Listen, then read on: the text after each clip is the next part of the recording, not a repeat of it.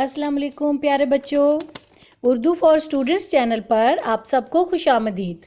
कैसे हैं आप सब? उम्मीद है कि आप सब खैरियत से होंगे। चलें तो शुरू करते हैं अपना आज का सबक।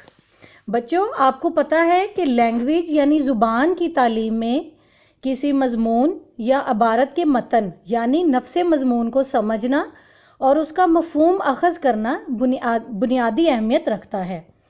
यानी ये अंदाज़ा लगाना कि इस मज़मून में क्या बात बताई गई है और आप किसी इबारत को पढ़कर क्या नतीजा निकाल सकते हैं। हमारा आज का सबक भी कुछ इसी तरह का है। जी हाँ, आज हम बात करेंगे तफ़हीम इबारत की। ये भी उर्दू पर्चे का एक बहुत अहम सवाल है, जिसको अगर आप अच्छे तरीके से हल कर लें तो आपको काफ़ी अच्छे नंबर मिल सकते हैं। तो तफ़हीम का जो लफ्ज़ है वो फ़हम से निकला है, जिसके मायने हैं जानना, समझना और शऊर हासिल करना।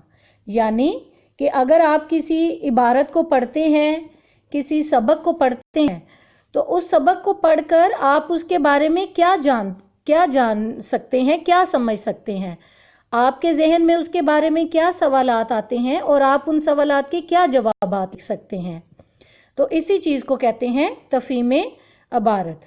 आज मैं आपको तफ़हीम इबारत के कुछ असूल और तरीक़ाकार बताऊंगी, जिनकी मदद से आप आसानी से तफ़हीम इबारत कर सकेंगे। जैसा कि मैंने आपको शुरू में बताया है कि तफ़हीम का मतलब है फ़हम हासिल करना, कुछ चीज़ों को समझना। तो तफ़हीम इबारत का जो सबसे पहला तरीक़ाकार है वो ये है कि जो भी इबारत आपको दी जाए, आप उस इबारत को 2 से 3 बार गौर से पढ़िए। जैसे कि ये तस्वीर में आप देख रहे हैं कि ये बच्चा कितने गौर से पढ़ रहा है। अब आपने इतनी नज़दीक आंखों के करके भी नहीं पढ़ना, लेकिन 2 से 3 बार अपने पैराग्राफ को, अपनी तफ़हीम इबारत को गौर से ज़रूर पढ़ना है।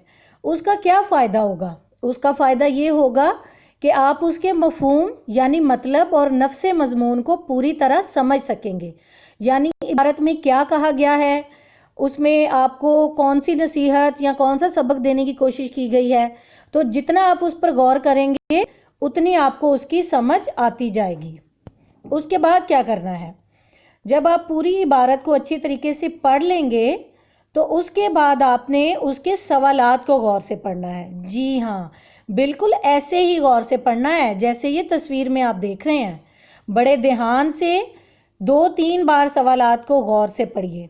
तो जब आप सवालात को गौर से पढ़ेंगे तो आपको समझ आएगी कि जो इबारत में बातें की गई हैं उन बातों का इन सवालात से क्या ताल्लुक़ बनता है। और आपको पता है कि तकरीबन तमाम सवालात के जवाबात जो हैं वो इबारत के अंदर ही होते हैं। बस मामूली से गौर व फिक्र से आप आसानी से हर सवाल का जवाब ढूंढ पाएंगे। लेकिन अगर आप इन सवालात को देखकर परेशान हो जाएंगे तो फिर आपको थोड़ी मुश्किल होगी। आपने परेशान नहीं होना, बस थोड़ी सी तवज्जो से इबारत को पढ़ना है, फिर सवालात को पढ़ना है और आसानी से आप हर सवाल को इबारत के अंदर से ही ढूंढ पाएंगे। अच्छा जी, अब हम बात करते हैं कि अगर आपको सवाल समझ ना आए तो फिर आपने क्या करना है। अगर आपको लगे कि कोई सवाल इस इबारत से मुतालिक ही नहीं है, आपको लगे कि ये सवाल तो बिल्कुल गैर मुतालिक है, तो आपने इबारत के मजमूई नफ्स मज़मून पर गौर करना है। यानी ओवरऑल इबारत को पढ़ना है, उस पर गौर करना है कि ये इबारत, ये पैराग्राफ, ये मजमून आपको क्या बता रहा है, और फिर उसी के मुताबिक आपने अपने लफ्ज़ों में जवाब को बना लेना है। यानी कि मिसाल के तौर पर अगर आपको झूठ के बारे में कोई पैराग्राफ दिया गया है कि झूठ बोलने की क्या नुकसानात हैं, अगर आप झूठ बोलते हैं तो उसका आपकी ज़िंदगी पर क्या असर पड़ता है।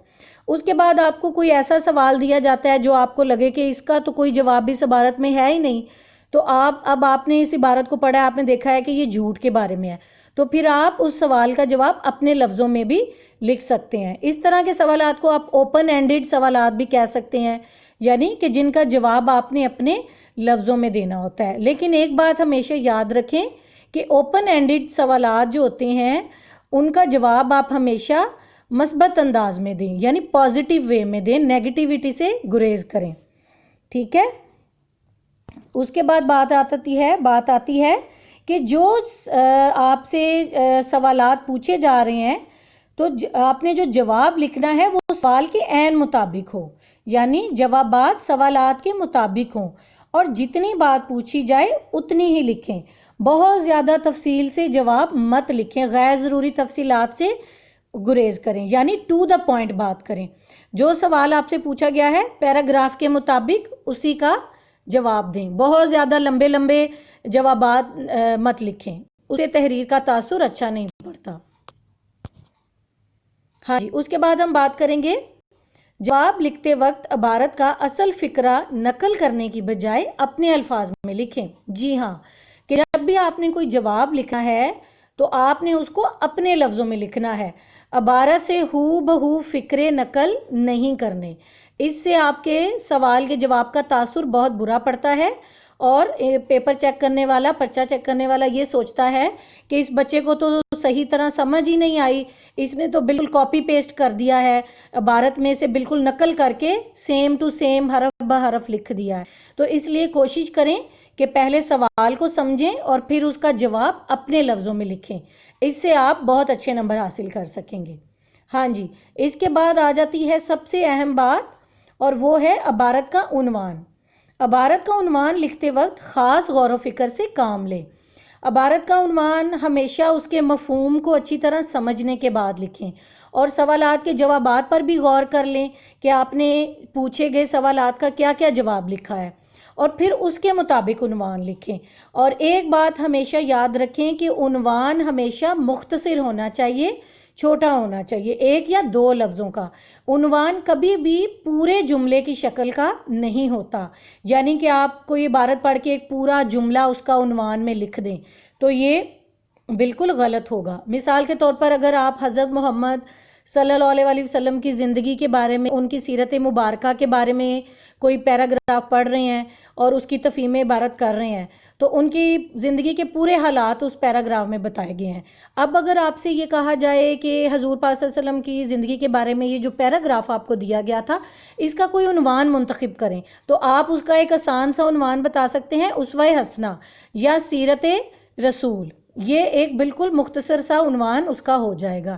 اسی طرح اگر آپ کو کوئی اخلاقی کہانی، اخلاقی پیراگراف دیا گیا ہے جس میں جھوٹ سے نفرت اور سچ سے محبت کا بتایا گیا ہے کہ ہمیشہ سچ بولنا چاہیے، سچ بولنے سے آپ کی زندگی میں کامیابیاں آتی ہیں، لوگوں میں آپ کی عزت بڑھتی ہے، گھر میں اور باہر ہر کوئی آپ پر اعتبار کرتا ہے، تو اس طرح کے پیراگراف کا اگر آپ کو کوئی عنوان لکھنے کے لیے دیا جائے تو آپ سمپل سا اس کا عنوان لکھ سکتے ہیں، سچ کی برکت، ٹھیک ہے، یا جھوٹ کے نقصانات۔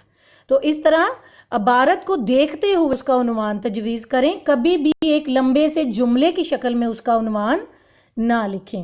امید ہے کہ آپ کو تفہیم عبارت کا یہ مختصر سا تعارف جو ہے وہ اچھا لگا ہوگا۔ جیسے کہ اس پکچر میں آپ یہ دیکھ رہے ہیں کہ عنوان ہمیشہ مختصر لکھیں، چھوٹا سا لکھیں۔ ہاں جی، اگر آپ کو آپ کے ذہن میں کچھ ایسے سوالات آ رہے ہیں جو آپ مجھ سے پوچھنا چاہتے ہیں تو آپ ویڈیو کے نیچے کمنٹ باکس میں اپنا سوال لکھ کر مجھے بھیج سکتے ہیں، میں آپ کے سوالات کا جواب دینے کی پوری کوشش کروں گی۔ امید ہے کہ آپ کو یہ ویڈیو اچھی لگی ہوگی۔ اب دیکھیں کہ آپ گھر بیٹھے آن لائن آسانی سے پڑھائی کر سکتے ہیں، اور اردو کے جو مشکل ٹاپکس آپ کو لگتے تھے، جو مشکل چیزیں آپ کو لگتی تھیں، ان کے جوابات آپ کو آسانی سے ان ویڈیوز میں مل سکتے ہیں۔ تو آپ اسی طرح کرونا سے بچنے کے لیے آرام سے گھر میں بیٹھیں اور اپنی تعلیمی صورتحال پر بھی غور کرتے رہیں۔ یہ نہ ہو کہ بالکل کھیل کود میں وقت ضائع کر دیں اور پڑھائی پر کوئی توجہ ہی نہ دیں۔ گھر بیٹھیں اور آن لائن سٹڈی ضرور کرتے رہیں۔ امید ہے کہ آپ کو آج کی ویڈیو اچھی لگی ہوگی۔ چینل کو سبسکرائب، لائک اور شیئر کرتے رہیں تاکہ آپ کو اس طرح کی اور مزید تعلیماتی ویڈیوز ملتی رہیں۔ اگلی ویڈیو تک اجازت دیجیے۔ اللہ حافظ۔